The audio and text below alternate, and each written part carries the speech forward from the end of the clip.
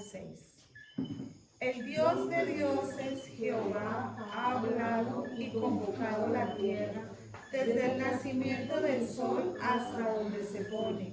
De Sión, perfección de hermosura, Dios ha resplandecido. Vendrá nuestro Dios y no callará. Fuego consumirá delante de él y tempestad poderosa le rodeará. Convocará a los cielos de arriba y a la tierra para juzgar a su pueblo. Juntadme mis santos, los que hicieron conmigo pacto de sacrificio, y los cielos declararán su justicia, porque Dios es el juez. Padre Santo, en el nombre de Jesús,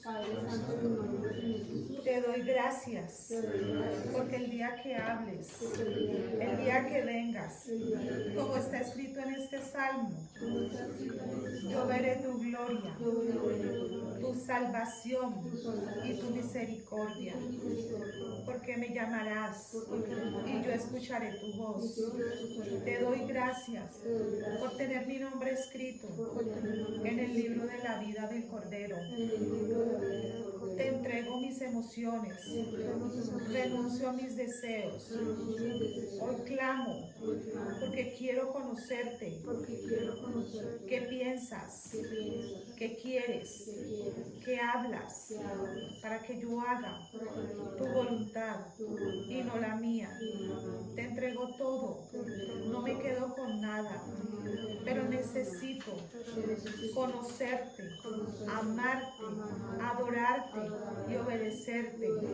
Abre mis ojos, abre mis oídos, toca mi corazón, quebranta mi vida, para que yo mengüe y tú crezcas.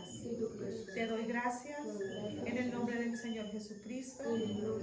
Amén. Gracias, Señor, porque tú dices aquí: juntadme mis santos, los que hicieron conmigo pacto con sacrificio. Gracias, Señor, porque nosotros hemos declarado, confesado que Jesucristo es nuestro Señor y nuestro Salvador, porque esta palabra está hablando del día de nuestra redención, una redención adquirida, Señor, a precio de sangre. Te damos gracias en el nombre de Jesús. Amén. Pues invito a que vayamos al libro de Hebreos, capítulo 4. Hebreos, capítulo 4, y vamos a leer el versículo 12.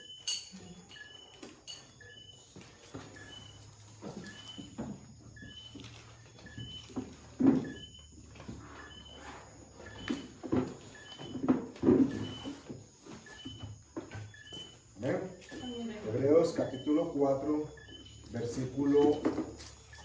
De hecho, leamos desde el 7, pero pararemos en el 12 para que tengamos un contexto. Versículo 7, Hebreos capítulo 4, versículo 7 en adelante. Dice así: otra vez determina un día, hoy, diciendo, después de tanto tiempo por medio de David, como se dijo, si oyereis hoy su voz, no endurezcáis vuestros corazones. Porque si José les hubiera dado el reposo, no hablaría después de otro día. Por tanto, queda un reposo para el pueblo de Dios. Porque el que ha entrado en su reposo, también ha reposado de sus obras, como Dios de las suyas. Primera pausa. Ustedes han escuchado o tienen el contexto de lo que significa el día de reposo en el pueblo judío, ¿cierto? Es una invitación que de hecho está establecida por ley de parte de Dios para el cumplimiento del pueblo hebreo, e inicia a las 6 de la tarde del día viernes y va hasta el otro día a las 6 de la tarde del día sábado. Para los judíos el día inicia a las 6 de la tarde y termina a las 6:01 del siguiente día. Cuando se habla del sábado como día de reposo, ellos iniciaban su día de reposo el viernes, porque para ellos en realidad el sábado, bueno, lo que para nosotros sería sábado, el día de reposo para ellos era 24 horas y lo contaban de 6 a 6. A eso se refiere la introducción que está haciendo la escritura en este momento. Ellos andaban buscando un día de reposo, pero Jesús dijo de sí mismo, y lo dejó dicho para nosotros, que Él, Jesús, era el Señor del día de reposo. Es decir, que Él se convertía para nosotros en el reposo mismo. Por eso nosotros hoy en día no guardamos el sábado como otras congregaciones o como otras tendencias o aún filosofías lo hacen. Inclusive recuerden ustedes que hay un término que se dice que el año sabático. Y el año sabático implica un descanso de lo que se estaba haciendo. Bueno, no vamos a hablar ni del sábado y tampoco vamos a hablar del día de reposo, pero sí vamos a hablar de lo que significa reposar en el Señor y cómo la Escritura nos muestra vez tras vez lo que va a ser trascendental para cualquier aspecto de nuestra vida, sea pequeño o sea grande, seamos jóvenes o seamos viejos, blancos, negros, gordos, flacos, altos, bajitos, como ustedes quieran. Pero sin el reposo de Dios, es decir, sin la paz y el conocimiento que nos da por su fe, de que podemos confiar de que Él tiene cuidado de nosotros, eso es lo que significa reposar. Este era un término que utilizaban mucho los viejos antes, los abuelos, ¿cierto? Siéntese, ¿y qué le decían a uno? Repose. Repose es porque llegaba cansado, le daban el vasito de agua si estaba en el campo, o el vaso de leche también daban, antes daban leche para quitar la sed, ya no. Y le decían, siéntese y repose un rato. Y reposar significaba descansar. De eso está hablando la Escritura en este preciso momento. Versículo 11. Procuremos pues entrar en aquel reposo para que ninguno caiga en semejante ejemplo de desobediencia. Paren, una pausa. ¿A qué se refiere? ¿Por qué la invitación de que nosotros descansemos o encontremos ese reposo? Y miren ustedes cómo hace énfasis, para que nadie caiga en semejante estado de desobediencia. Entonces ustedes podrán pensar, ya va a decir que tenemos que guardar el sábado. No tenemos que guardar el sábado. Lo que tenemos que es guardar el reposo. Alguien podrá decir, ya puedo dejar de trabajar. Ya no tengo que trabajar tanto, tengo que reposar. Estamos hablando del reposo que hay en nuestro corazón y en nuestra mente. ¿Qué circunstancia en nuestras vidas o en la vida de cualquiera de ustedes se pueda estar presentando en estos momentos, ante la cual de pronto de manera pronta podríamos decir, no tengo la menor idea de qué voy a hacer? No tengo la menor idea de qué es lo que tengo que hacer, a quién acudir, qué hablar, qué pensar, qué decir. No lo sé.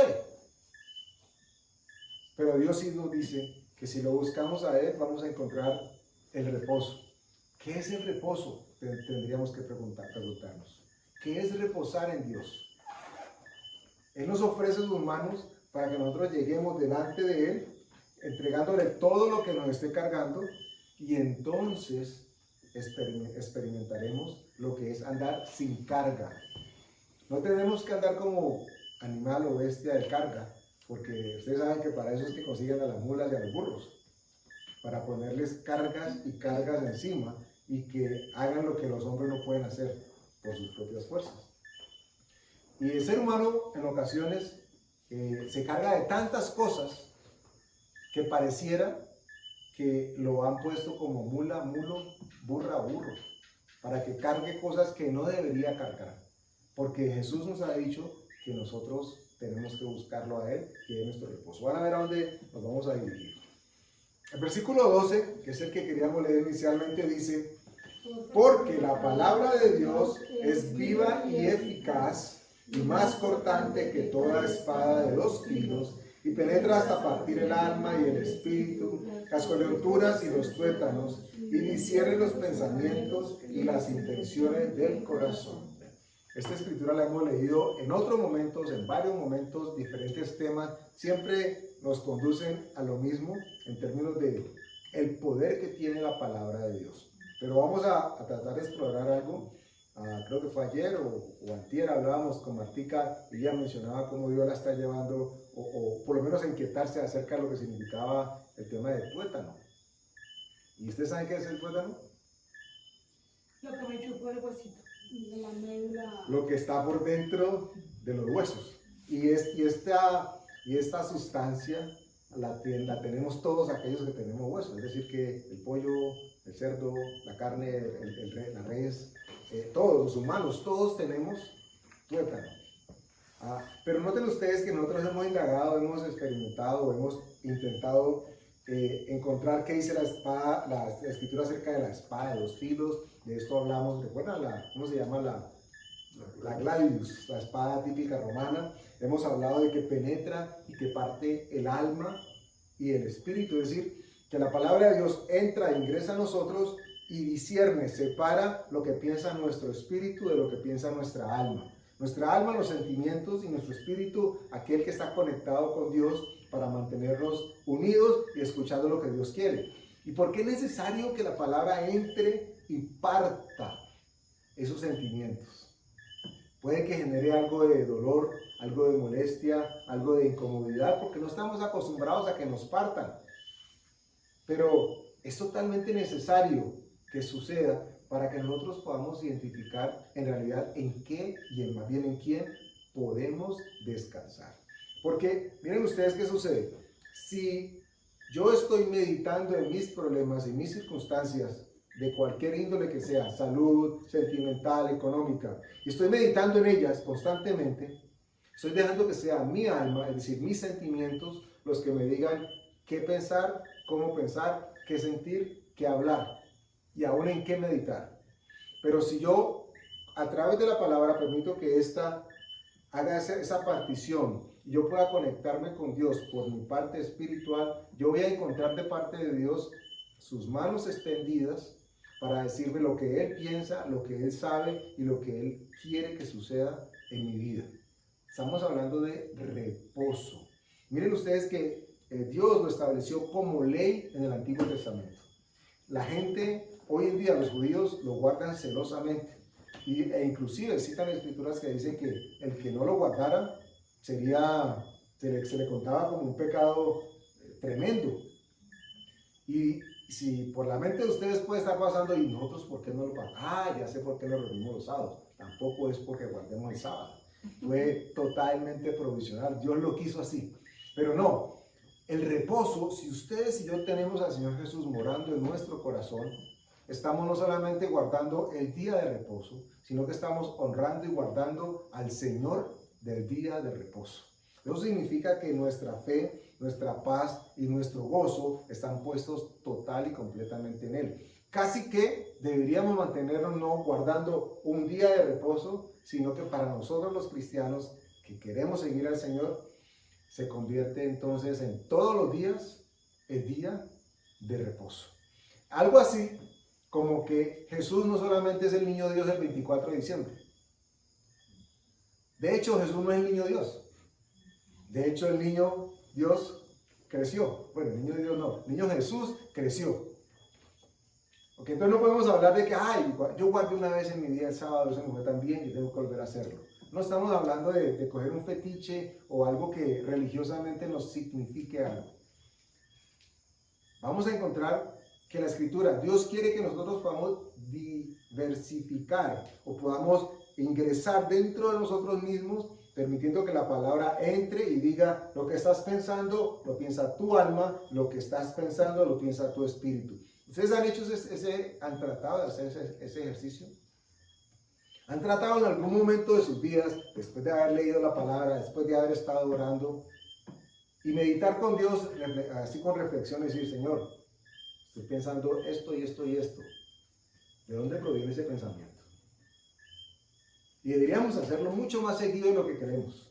Eso es meditar en la palabra. Eso es meditar en la palabra. Y sobre todo es permitir que la palabra nos muestre qué es lo que hay dentro de nosotros. Porque cuando hacemos eso, estamos dejando que sea Dios, por su Espíritu Santo, quien haga la obra en nosotros. Porque si usted alguna vez ha partido carne, usted se ha dado el lujo tal vez de querer quitar el gordito que no le gusta y dejar el que sí le gusta. ¿Cierto? Si le gusta la carne de cerdo y le gusta el chicharrón, y uno dice, no, eso tiene mucha grasa, quitémosle esto, uy, pero eso es más rico cuando se hace. ¿Cómo se llama la carne de res que uno usa para asar? ¿Churrasco? Por ejemplo, un churrasco. ¿Qué dicen los chefs? No dejen porque sin eso la carne se le seca y se le encoge. Imagínense que a nosotros se nos permitiera con un cuchillo ingresar a nuestra, o con la palabra ingresar a nuestro cuerpo y decidir qué gordito dejamos y qué gordito no. ¿Y qué creen que permanecería? El que nos gusta. el que sabe rico. Aquel sentimiento dentro de nosotros que no queremos que se vaya. O que tenemos una contradicción, queremos que se vaya, pero nos hemos acostumbrado tanto a tenerlo que no sabríamos qué hacer cuando ese gordito no esté. Y no estamos hablando del gordito de la cintura, ni el de la espalda, ese que la suaviza quita. No, estamos hablando, en este caso, figurativamente, del gordito que significa lo que el cuchillo nuestro quiere o no quiere quitar. Y la escritura nos dice, leo de nuevo, la palabra de Dios es viva y eficaz. Es decir, que es un organismo vivo y que siempre cumple su propósito. Y es más cortante que cualquier espada de dos filos. Penetra hasta partir el alma y el espíritu. Y aquí viene sobre lo que nos vamos a centrar. Las coyunturas y los tuétanos. ¿Y qué es una coyuntura? Algo que unió. Algo que une, ¿cierto? Una unión. Quiero, por favor, los médicos o especialistas en salud, ¿cómo le llamamos a las articulaciones? Ya les digo. Las articulaciones, esas son las coyunturas, ¿ok? Lo que une un hueso con otro. Y esto va, espero, a cobrar gran relevancia, o debería cobrar. Pero si tenemos que la palabra nos dice que la palabra misma puede entrar en nosotros, divide el pensamiento del corazón, del pensamiento del espíritu, y dice que parte o penetra hasta partir el alma, el espíritu y las coyunturas y los huesos. Es decir, que lo que va a suceder allí es un desprezamiento.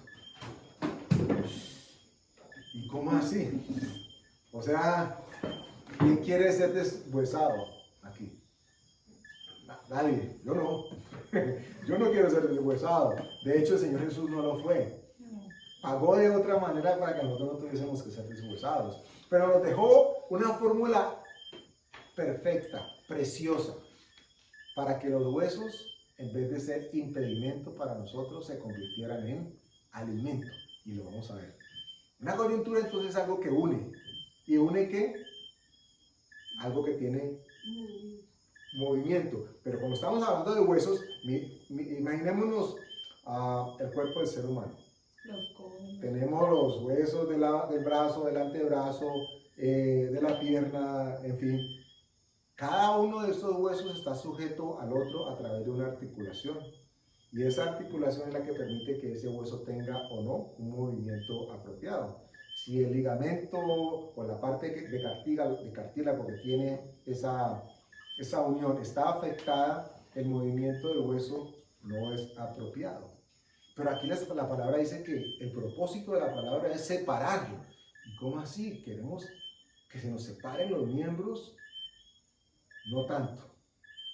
Y para esto, para que tengamos una mirada un tanto distinta o por lo menos paralela a lo que la Escritura nos viene enseñando, yo quiero que ustedes tengan en cuenta dos conceptos que han escuchado tal vez en el pasado y no sé qué tan claro los puedan tener o por lo menos qué tanto los apliquemos.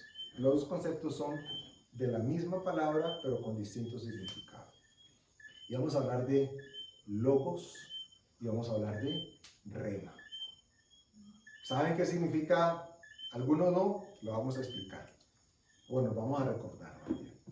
Logos, en ambos casos, y rema, significa palabra. Cuando hablamos de palabra o la escritura, esto cuando la Biblia nos dice que la palabra de Dios está hablando de el logos, el compendio general. La Biblia desde el capítulo 1 de Génesis hasta el 22, último versículo de Apocalipsis, está hablando de el logos de Dios. Eso significa palabra. Pero cuando nos habla de rema, que también significa palabra, nos está haciendo un énfasis o nos quiere enseñar algo que es distinto a la generalidad. Nos está hablando de aquella palabra que cuando la entendimos, cuando la comprendimos, se convirtió en un estandarte y en un fundamento para lo que sea que queramos enfrentar o inclusive por lo que queramos orar o pedirle inclusive a Dios. Entonces nos vamos a encontrar con que tenemos dos términos: logos, la palabra como grande, y rema, la palabra revelada. Y voy a darles un ejemplo bíblico, un par, para que entendamos cómo la Biblia misma se encarga de ratificar esto y no es simplemente un pensamiento ni académico ni de los eruditos. Os invito a que vayamos a Hechos, capítulo 17, versículo 11. Hechos 17, capítulo 17, versículo 11.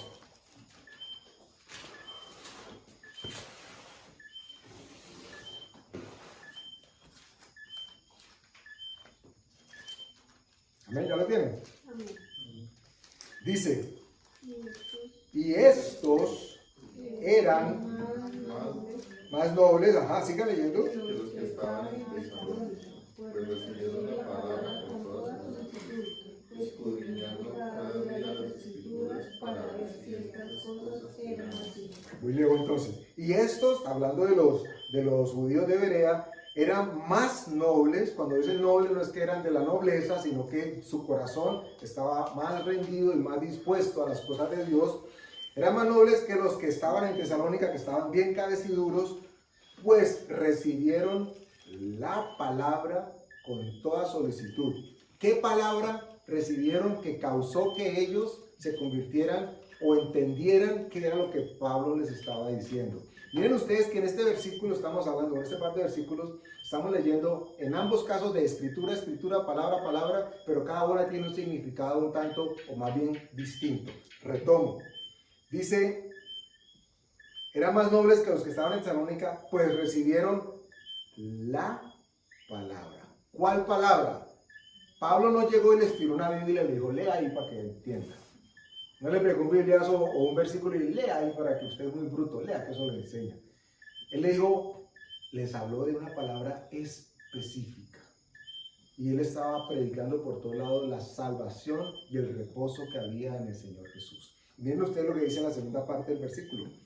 Ellos dicen que recibieron esa palabra con toda solicitud. ¿Y qué hicieron inmediatamente después? Escudriñaron cada día las escrituras. En este versículo nosotros encontramos la diferencia o la aplicación más bien de lo que es el logos como la generalidad de la Biblia y el rema, la revelación que ellos entendieron, lo que les fue revelado, lo que les fue mostrado. Ustedes recordarán también que Jesús dijo, no solo de pan vivirá el hombre, sino de toda palabra que sale de la boca de Dios.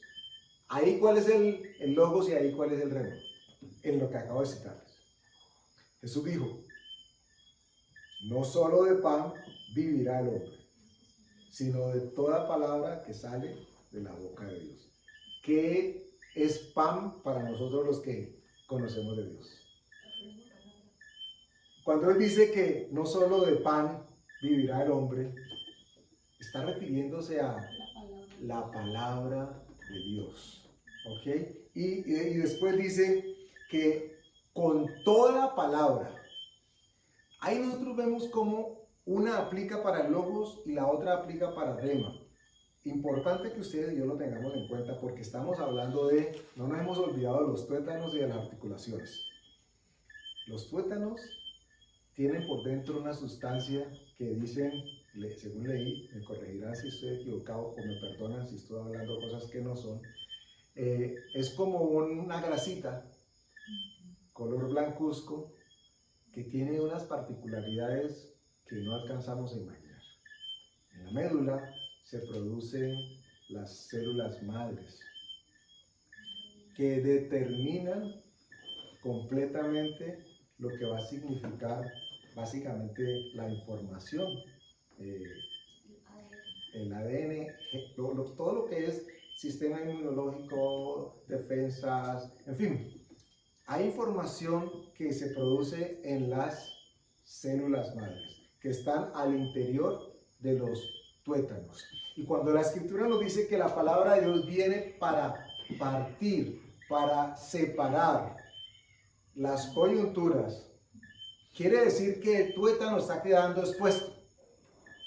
Y si el tuétano está quedando expuesto, significa de que lo compone, espiritualmente hablando, va a producir en nosotros cosas que todavía ni siquiera tenemos conocimiento.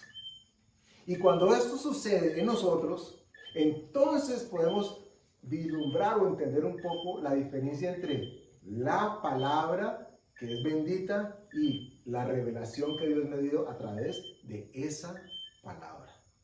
Si nosotros podemos en algún momento poder asociar lo que significa que hay dentro del tuétano, y después de la conversación con Martica yo me quedaba pensando, Señor, ¿y por qué tuétano allí? O sea, ¿querías que hicieran un caldo de tuétano? Es común, ¿saben ustedes que hay muchas personas que consumen o consiguen los huesos y los cocinan hasta más no poder para que se deshagan, porque buscan obtener todo lo que hay dentro de lo que el tuétano, básicamente? O no sé si ustedes han encontrado en algún momento, después de un sancocho, si les gusta el hueso, tratando de escarbar y encontrar esa partecita que casi nadie logra llegar allá adentro, pero que a todo el mundo le gusta, y cuando nadie lo ve hace, o si lo veis, no le importa, también hace igual. Bueno, usted lo que está buscando es el tuétano de los huesos. Y el tuétano está lleno de cosas milagrosas. Pero está tan escondido, está tan protegido, que solamente algo poderoso durante mucho tiempo va a lograr ablandarlo y exponerlo. Y solamente la palabra de Dios puede hacer eso con nosotros. Al punto de que estamos, lo sé porque alguna vez Martica intentó hacer un tuétano así. Y consiguió huesos habidos y por haber, gracias a Dios. Víctor y yo no estábamos por ahí cerca porque seguramente algún hueso había quedado ahí también cocinado. Buscando obtener la sustancia. Y es todo un lío. Horas y horas de olla a presión y échele agua para que no se seque, porque si no, no es caldo, perdón, no es tuétano, sino es carbón de tuétano, eso se quema, se consume. Tiempo para lograr extraer eso que dicen los que saben tiene una cantidad de nutrientes y agentes que son benéficos para nosotros. Horas y horas. Además del colágeno. ¿Qué pasa? Cuando nosotros nos vemos expuestos a la palabra por un tiempo igualmente razonable, lo que va a suceder en nuestro interior, en nuestra parte espiritual, en nuestra alma, es que el tuétano se va a ver expuesto. Y miren ustedes que no es cuento mío. Acabamos de leer que la palabra de Dios es viva y es eficaz, más cortante que toda espada de doble filo, que penetra hasta partir el alma y el espíritu, discierne los pensamientos y las intenciones del corazón y parte o divide las coyunturas y el tuétano. Lo último que la palabra logra hacer, físicamente hablando en el ser humano, y que es en última lo que el ser humano anda buscando, es entregarle lo que está escondido dentro de lo más protegido. Lo que más está escondido, lo que es difícil acceder porque está dentro del hueso, y al contrario nos dicen que tenemos que alimentarnos muy bien para que los huesos sean cada vez más duros, es decir, que va a ser más duro acceder a lo que está dentro del hueso. Y me tomé la tarea de indagar un poco acerca de eso. Por eso les estoy compartiendo y quiero que tengan misericordia conmigo si me les equivoco. El tuétano es una sustancia gelatinosa y grasosa, pero es una grasa totalmente distinta a aquella de la que nos recomiendan huir. En el tuétano se producen las células, o la sangre produce su efecto.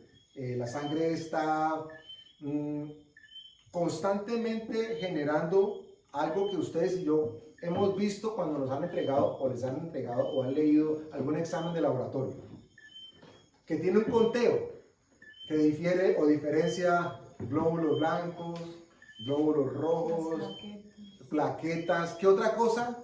Hay 4 cosas básicas que salen de allí, que casi no nos paramos a detener a considerar, pero que para los médicos y para los entes relacionados es importantísimo, es el plasma. ¿Ok? Pero todo está dentro de esto. Y miren, hay tipos de célula madre, mieloide y linfoide. La mieloide se encarga de producir los glóbulos rojos las plaquetas, los glóbulos blancos. Y la linfoide, que parece que hiciera lo mismo, no hace algo distinto, convierte los glóbulos blancos. Y los glóbulos blancos tienen dos particularidades. Van a ver por qué me estoy metiendo por este lado. Tiene unos linfocitos B, que son los que combaten las infecciones. Y tiene unos linfocitos T, que son los que ayudan a los B, ¿ok? Y atacan las células cancerosas. Si nosotros logramos encontrar una palabra de Dios que se nos sea revelada al punto de que nuestro tuétano mismo pueda ser cambiado y pueda ser transformado. No nos estamos metiendo por el lado del ADN, pero ustedes se alcanzan a imaginar si nosotros pudiésemos recibir de parte de Dios, y creo que lo podemos hacer así, la palabra nos lo ratifica, una palabra rema, revelada de Dios, que cambie todo nuestro ser. Si logra hacerlo espiritualmente, imagínense si no puede hacerlo físicamente. Yo entendía es que allí se da el nacimiento de nuevo. Allí se cambia nuestro ADN de la vieja naturaleza, de la naturaleza pecaminosa, a una nueva naturaleza divina. No que seamos divinos, sino que allí Dios nos da de su naturaleza divina. Por eso es necesario recibir el Espíritu Santo, es esa parte del Espíritu Santo que viene a enseñarnos, a corregirnos, a guiarnos. Pero allí es donde se da, en ese tuétano es donde se da la nueva naturaleza que tenemos cuando nacemos de nuevo, cuando recibimos al Señor Jesús como nuestro Señor y Salvador. Eso es algo súper especial, o sea que sí, por eso, o sea, estoy convencida ahora sí no, estoy muy convencida de que Dios, cuando dijo que ya no recibíamos las maldiciones generacionales y ancestrales. Amén, ya se acabamos. Pues, No, sigue. entonces, es allí donde se rompen, es allí donde se cambian, es allí donde nosotros somos nuevas criaturas creadas en Cristo Jesús. O sea, tenemos que sentirnos súper especial, no porque tengamos algo de qué gloriarnos, es por lo que el Señor Jesús hizo por cada uno de nosotros, y cómo al recibir de su salvación nos impartió esa nueva naturaleza, y somos seres especiales para Dios.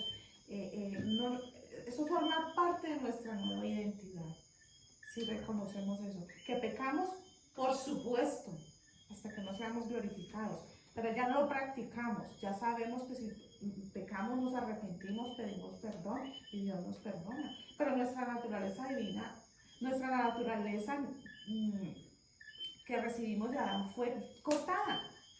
Vino a nacer la nueva naturaleza divina. No se queden con los términos que dije ahora, que yo mismo me acuerdo ya cómo eran. Lo único que se deben acordar, espero y deseo que se acuerden, fue lo último que dije cuando estaba hablando después de los términos, y es simplemente que atacan las células cancerosas. Si nos quedamos con eso y hacemos una asociación con lo que la palabra de Dios puede hacer en nosotros, porque imagínense ustedes la tarea, la labor que se toma el Espíritu Santo para en un texto como estos decirnos que la palabra va a ir haciendo esto, para que al final nos dice, lo que va a liberar con la revelación te va a traer vida y va a sanar la enfermedad si la hay, espiritualmente hablando primero que todo, pero aún física, desde la misma concepción, como lo decía Martica ahora, del nacimiento. Es decir, es posible que nuestro ADN físico se pueda haber cambiado. Yo creo que sí. Yo creo que sí. Si no fuera así, los científicos no estarían empecinados en encontrar la manera de hacerlo. Y no sabemos si ya lo están haciendo. Lo que sí sabemos es que quieren hacerlo. Hablo de la manipulación genética. En estos momentos seguramente nosotros consumimos productos ya que genéticamente han sido alterados para nuestro beneficio, seguramente eso nos han dicho, pero no los comemos y no preguntamos. eso haga leche que todo va para la misma parte, decimos. Pero si ellos dicen, ellos creen y para eso le apuestan a la ciencia, de que pueden llegar a encontrar cómo manipular, quitar la enfermedad a través de la manipulación del ADN, significa de que el ser humano lo podría llegar a hacer. Y esto es una concepción compleja y tremenda. En la China ya, por allá en el 2017 creo, nació el primer niño libre del gen que produce el cáncer. Fue manipulado en su concepción. Imagínense, y el concepto como lo vemos es, ay, qué bueno, porque el cáncer desaparece. ¿Y a quién no le gustaría que el cáncer desapareciera? Lo que quiero decir es simplemente que si ellos consideran que lo pueden hacer y lo han hecho, es porque puede ser hecho. Y si ellos son, no digas una palabra inapropiada, si son simplemente humanos, ¿qué no puede hacer Dios cuando opera en nosotros el nuevo nacimiento? ¿Qué no podrá hacer Dios cuando opera en nosotros el Espíritu Santo? ¿Qué no podrá hacer Dios cuando nos revela lo que Él ha hecho? Porque a propósito, ¿recuerdan ustedes qué dijo el Señor Jesús? Que iba a venir alguien que iba a hacer ¿qué? Que iba a ser el consolador, pero además de eso dijo otra cosa que es gloriosa. Que iba a ser el que nos iba a revelar toda la verdad. ¿Cuál verdad? Pues la que estaba dispuesta de parte de Dios para nosotros en nuestro ser espiritual. Nos da nuevo nacimiento. La palabra de Dios viene y hace todo lo que leímos ahora en Hebreos y descubre aquello que es lo que nos va a producir la vida. Tenemos acceso a deshacer lo que el mundo había hecho a través del pecado de nosotros. No es poca cosa. Por eso quería que Dios quiere que entendamos la diferencia entre entender una palabra o entender la palabra. No es lo mismo que usted recite el Salmo 23 y va a ser poderoso porque la palabra nunca va a retornar vacía, a que usted entienda que el Salmo 23 Dios se lo está hablando a usted y que cada uno de sus renglones aplican a cualquier momento de la vida. Que cuando dice que va a hacer que los enemigos se queden allí y sean expuestos, usted pueda identificarse y decir, Dios me va a bendecir y aquellos que querían mi mal van a tener que ver cómo Dios pone su gracia y su poder sobre mí. Pero usted tiene que creer que esa palabra es para usted. Claro. Si no cree que la palabra es para usted, usted simplemente dice, eso está en la Biblia. Entonces ahí estaríamos hablando de el Logos. Pero cuando usted dice, esa palabra es para mí, esa es mi, tengo que decírsela a quien sea, yo creo en ella. Entonces dice, esa palabra a usted se le hizo rema, Por eso oramos, se le reveló. por eso siempre oramos que nos dé entendimiento, que nos dé discernimiento, porque si no nos quedamos en un simple conocimiento, y el conocimiento es hoy y ya mañana no está. Cuando eso se hace rema, se me reveló, entendí, yo empiezo a creer y a vivir por lo que creo.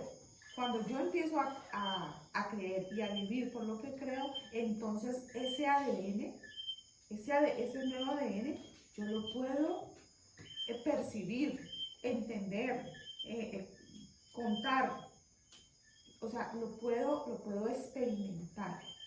Ya está allí, pero falta que se le revele a cada uno. Tiene que ser expuesto. Sí, es importantísimo. Por eso, cuando oren por ustedes, Señor, revélate a mi vida, muéstrame tu gloria. Señor, Efesios 1, 17 y 18 dice, para que el Dios de nuestro Señor Jesucristo, el Padre de gloria, nos dé conocimiento de ¿quién? De Él. Nos alumbra el entendimiento. O sea, el entendimiento tiene que ser abierto. Mire, si hay alguien encargado en que no quiere que entendamos, que recibamos esta revelación, es el enemigo, porque cuando ustedes y yo sepamos quiénes somos, Él está completamente, de verdad completamente derrotado y sin ningún poder. Pero hay que tener clara nuestra identidad desde la genética. Somos unas nuevas criaturas, pero sí, así nomás, no, sí, yo soy una nueva criatura. Pero ¿qué significa que yo sea una nueva criatura? Miren, Van a buscar una escritura que les voy a decir, Ezequiel capítulo 37, y yo les voy a leer otra mientras ustedes están en esa búsqueda. Ezequiel capítulo 37, y vamos a leer del versículo 1 al 10. Y van a ver por qué estamos hablando de huesos, de tuétano y de transformación. Pero mientras ustedes la encuentran, yo quiero leer de Romanos capítulo 10, y voy a leer el versículo 8. Dice así, Romanos 10, 8. Mas, ¿qué dice? Cerca de ti está la palabra, en tu boca y en tu corazón. Esta es la palabra de fe que predicamos. En ese versículo que acabo de leer, nos encontramos con el ejemplo que les he venido hablando desde hace rato. Rema y logos. Repito, dice, ¿qué dice? Cerca de ti está la palabra. Dice que está en tu boca y en tu corazón. Tiene que estar en el corazón para que luego esté en la No es que usted cargue la Biblia chiquita en el bolsillo del saco y la tiene al lado del corazón. Oh, no, yo la tengo en el celular, entonces también vale. Cuando dice el corazón es porque está escrita. ¿Se acuerdan que la escritura ya nos dice a nosotros que Dios escribió su palabra ahora en nuestro corazón? Lo que está haciendo es recordando. Pero ya no está hablando de toda la escritura, porque nosotros hemos leído seguramente muchos libros de la escritura, pero sabemos que hay palabras de esos libros que hemos leído que a nosotros se nos ha quedado y que podemos citar. Y tenemos otra que ni siquiera sabemos que está allí, pero allí está. Lo que pasa es que tiene que ser expuesta, tiene que ser cocinada en la presencia y en la intimidad con Dios para que salga lo que nos va a producir a nosotros vida. Vamos ahora sí a Ezequiel capítulo 37, del 1 al 10. Dice el 1. La mano de Jehová vino sobre mí y me llevó en el espíritu de Jehová y me puso en medio de un valle que estaba lleno de huesos. Imagínense, una ganadería y no, eran todos humanos, después vamos a verlo. Y me hizo pasar cerca de ellos por todo el derredor, y he aquí que eran muchísimos sobre la faz del campo, y por cierto secos en gran manera. Y me dijo, hijo de hombre, ¿vivirán estos huesos? Y dije, Señor Jehová, tú lo sabes. Ahora, por un segundo deténgase, medite, piense o imagínese. Si Dios nos hiciera a nosotros la misma pregunta acerca de cualquiera que sea el hueso duro, que tal vez usted piense que sea el de roer, y que diga, no, el hueso está seco, no hay nada que hacer allí. Y Dios nos preguntara, ¿qué va a pasar con esos huesos, Andrés? Y nosotros, si no supiéramos qué contestar, lo más que podríamos hacer es decir, Señor, tú lo sabes. Eso es lo que hizo el profeta. Yo no sé, Señor, pero tú sí lo sabes. Y como hizo sabio, sabiamente actuó, porque dijo que el necio cuando se calla pasa por sabio. Y esperó que era lo que Dios iba a decir. Versículo 4. Me dijo entonces, profetiza sobre estos huesos y diles, huesos secos, oíd palabra de Jehová. Ahora, deténganse allí. Sobre eso hemos sido enfáticos cuando decimos que profetiza. No fue que le dijo, estos huesos se van a ir para San Andrés dentro de 8 días. O huesos se van a ganar el baloto si lo juegan. O huesos van a conseguir novio o novia. O huesos, no estaba hablando de ese tipo de profecía. Entendemos ya que cuando la escritura habla de profetizar es decir la palabra de Dios. Miren ustedes, cuando sobre sus vidas ustedes empiecen a hablar la palabra rema que Él les ha dado, van a estar profetizando o sobre ustedes o sobre sus mismos asuntos. Y eso no es poca cosa. 5. Así ha dicho Jehová el Señor a estos huesos. He aquí, yo hago entrar espíritu en vosotros y viviréis. Y pondré tendones sobre vosotros y haré subir sobre vosotros carne y os cubriré de piel y pondré en vosotros espíritu y viviréis. Y sabréis que yo soy Jehová. ¿Qué pasa con esta palabra? Dios llegó hasta el mismo tuétano de los huesos. Expuso lo que debía producir la vida en ellos. ¿Qué trasplante de células madres? ¿Qué trasplante de yo no sé qué? Y gloria a Dios por lo que la ciencia ha encontrado, ya y ha inventado. Nosotros tenemos lo que produce vida. Amén. La palabra de Dios produce vida. Si somos lo suficientemente atrevidos como para pararnos enfrente de la circunstancia o de la situación y decirle a esos huesos, póngale cara de hueso a la circunstancia que usted pueda tener, póngale cara de hueso y dígale, yo voy a profetizar sobre tu vida. Pero entonces recuerde, no le voy a decir que va a viajar y que le va a llegar una carta. Usted lo que va a hacer es decir lo que la palabra de Dios dice que diga. Da vida y tiene que producir vida. Por eso les decía ahora que lo que hay dentro es precisamente lo que se asegura de que la vida en el ser humano continúe. Solamente el hueso expuesto puede dar de sí lo que produce la vida y lo que salvaguarda al cuerpo de enfermarse y producir la muerte. La palabra de Dios está dicha y puesta para que nosotros la comamos, la apliquemos, pero no de una manera religiosa. Cuando entendamos que esa palabra es para nosotros, se convierte en nuestro reposo. Y cuando es nuestro reposo, es Jesús dentro de nosotros, porque Él es el Señor del día o de la circunstancia de reposo. Es decir, que si yo encontré esa palabra, y no me pregunte cuál, porque para eso tenemos al Espíritu Santo, cada circunstancia es distinta, pero si tengo la palabra y creo que Dios me la ha dado, y creo que Dios mismo me dice, profetiza sobre ese hueso, que estaba seco en gran manera, y yo creo, yo puedo ver que ese hueso se llena otra vez de carne, de tendón, de piel, y empiece a producir la vida que desde un principio tuvo que haber sido, porque ese fue el propósito con el que se creó. Ezequiel nos muestra un panorama desolador, el valle de los huesos. Había tanto hueso que eso era hueso nada más. Eso era hueso nada más. El que lo entendió. Eso era una canción de mucho tiempo atrás. Pues nada más tenía a mí, no podía. Eso solamente había hueso allí. Y tuvo tanta fe, creyó tanto en lo que Dios le había dicho, porque Dios le dijo, profetiza. Imagínense, el profeta, pero ya conoce la voz de Dios. Ya sabe que a Dios no le puede decir que no. Y sabe que si Dios le dice, di, todo lo que tiene que hacer es decir. Pero estaba enfrente de un valle gigantesco lleno de huesos. El holocausto nazi parecía un juego de muñecas alrededor, seguramente. Y Dios le dice, profetiza sobre esos huesos. Y cuando él empezó a hacerle caso a Dios, los huesos cobraron vida. Cuando nosotros empezamos a hacerle caso a Dios, el tuétano, o lo que hay dentro, empieza a producir vida dentro de la circunstancia que sea. Y en el menor, me atrevería a decir, en el peor de los casos, lo que va a producir en nosotros es reposo. Amén. Es decir, que si pasó, bien, y si no pasó, mejor. Porque nos vamos a dar cuenta de que no pasó porque Dios tenía un plan mucho mejor para nosotros en nuestra vida. De manera que no es el acabose porque esto no se dio, esto es apenas el inicio. Si yo entendí que Dios me está hablando y me está dando palabra, para que con esa palabra se produzca vida, no solamente dentro de mí, que es lo primero que debería suceder. Yo digo la palabra para que ella trabaje en mí.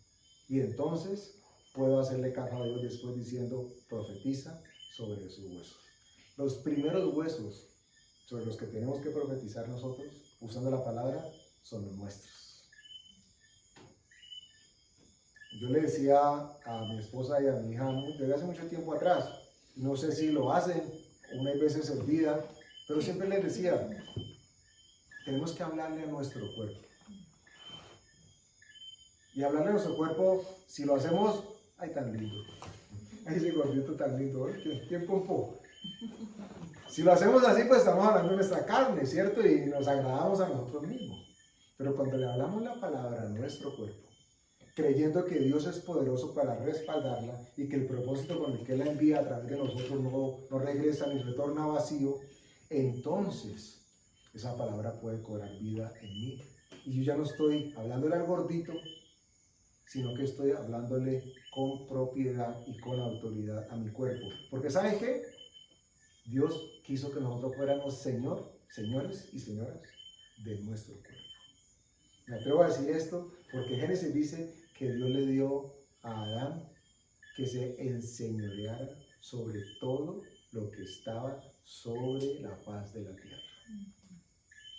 Es decir, que si usted empieza a hacer uso de lo que la palabra dice o nos recomienda que debería suceder, es decir, declarar palabras sobre mi cuerpo, entonces lo que debería suceder es que debe producirse vida en su cuerpo. Mantenga las proporciones. Si su fe es tan grande para que usted le sobran muchas, entonces quiere que le bajen, o le faltan y quiere que le suban, o está con mucho y quiere que le baje, y si su fe es tan grande, pues órele para que su cuerpo responda. Pero lo primero que Dios está pidiendo que suceda en nosotros es que nuestro cuerpo, nuestro espíritu, nuestra alma se puedan separar. Si no están separadas, no sabemos qué pedir. Eso es lo complicado de no tener palabra dentro de nosotros. Porque siempre hay uno que domina más que el otro. No se quiere someter. La palabra, la carne no se puede, no se quiere someter. Entonces llega la palabra de Dios que se hace rema en nosotros, se para y ya cuando están enfrente la una y la otra dice, ay, ¿usted era así de feo o de fea? Dice, ay, yo no quiero nada con usted. Seguramente debe ser el espíritu hablándole al alma. Uy, usted tan complicado, tan complicada. O usted tan esto. Sométase a la palabra de Dios, diría la parte espiritual. Y la palabra sigue indagando dentro de nosotros y entonces discierne los pensamientos y las intenciones de nuestro corazón. Ay, yo quería hacer esto, yo pensaba en esto, siempre quise o siempre pensé que era lo ideal y que era lo mejor. Y Dios me dice que no es lo que me conviene. Y sigue la palabra indagando y separando, y entonces cogen las coyunturas, aquellas cosas que unían a unas con otras, llega y aún así las separa. Esos vínculos que ahora los muchachos les llaman los tóxicos, y que Dios quiere que sean rotos, que sean separados, y uno está allí, no, porque la carne, el alma, se aferran a aquello que conocen, inclusive aún cuando les hace daño. Y Dios dice, yo lo que quiero, hijo o hija, es que la palabra mía llegue y te separe aquello que no te conviene. Porque cuando se separa, la articulación del hueso, el hueso queda expuesto, queda libre, y la palabra de Dios puede actuar. Y entonces podemos profetizar sobre los huesos. Miren ustedes lo que Dios quiere, que el hueso quede libre para profetizar sobre él. Y entonces dice la palabra, cuando decimos la palabra que Dios dijo, entonces ellos cobran vida. Lo que sea, tienen que responder y obedecer y someterse a la palabra de Dios. Sino que hay veces queremos que el hueso produzca el tuétano con la primera pitada. ¿Saben de qué estoy hablando? Es quienes cocinan. La primera pitada no es sinónimo de que ya está la carne o de que ya estuvo el plato que está preparando en la pitadora, en la olla a presión. Para sacar el tuétano, quienes lo hacen se toman horas e inclusive días para lograr el producto final. ¿Significa esto de que una palabra, solamente una palabra bastará para salvarnos? Claro que sí, pero para nosotros enriquecernos y para ser libres y para estar alimentándonos y para estar recibiendo constantemente de Dios, tenemos que estar expuestos a Él y a su palabra de manera constante y extendida. Y entonces lo que Él ha dispuesto para nosotros va a ser liberado. Y no hay nada ni nadie que lo pueda impedir. ¿Estamos? Entonces recuerden dos cosas. ¿Qué es logos? La palabra en general. Esta palabra es el logos de Dios. Todo lo que está escrito aquí es el logos de Dios. Ahora, cuando yo le pregunto, ¿qué te dijo Dios? Usted me dice, no, Dios me dijo la Biblia. ¿Cierto? No suena bien, está raro. ¿Qué te dijo él? No, me dijo Apocalipsis. ¿Y qué? Te dijo Ezequiel. Ay, es que le vas a poner el nombre a tu hijo. No. ¿Qué te dijo Dios? Ah, es que me habló y dice aquí que Él estará en medio del tabernáculo y Él será mi Dios. Esa palabra que es mía, entonces se convierte en la rema de Dios. Ya no es el logos, que es el compendio de todo, ya es lo que Dios dijo, de lo que Él dijo, qué es lo que aplica a cada una de mis circunstancias. Y si tenemos eso claro, o por lo menos lo ejercitamos, cada vez vamos a entender más por qué Él dice que la palabra de Él no retorna vacía. Vamos a darle gracias a Dios. Padre, gracias por acordarte de nuestros huesos, Señor. Gracias por enseñarnos y mostrarnos que dentro de ellos se produce la vida, Padre. Gracias porque tu Espíritu Santo nos fue dado para revelarnos y traernos a toda verdad, Señor. Yo te pido en el nombre de Jesús que cada día, cada momento, cada pensamiento que llegue a nuestra mente y a nuestro corazón esté siendo impulsado y alumbrado por ti, Señor. Que produzca en nosotros el querer como el hacer, porque nos va a convenir, Señor, que tu palabra entre y podamos identificar qué es lo del Espíritu y qué es lo de la carne. Y tu palabra entre, Señor, a nosotros y podamos identificar qué es lo que el corazón quiere y cuáles son nuestras verdaderas intenciones, Señor, o la de los otros. Que tu palabra entre, Señor, y podamos identificar que lo que quieres es que las coyunturas que nos unían a cosas que no nos convienen, Señor, que no nos agradan, ya es el momento de quitarlas, Padre. Porque cuando eso suceda, vamos a poder hablarle a los huesos, Señor. Y lo vamos a hacer en tu nombre y por tu palabra, Padre. Y como lo hacemos en tu nombre y por tu palabra, sabemos que tenemos tu respuesta, porque eres tú quien la habla, Señor. Te damos gracias en el nombre de Jesús. Amén.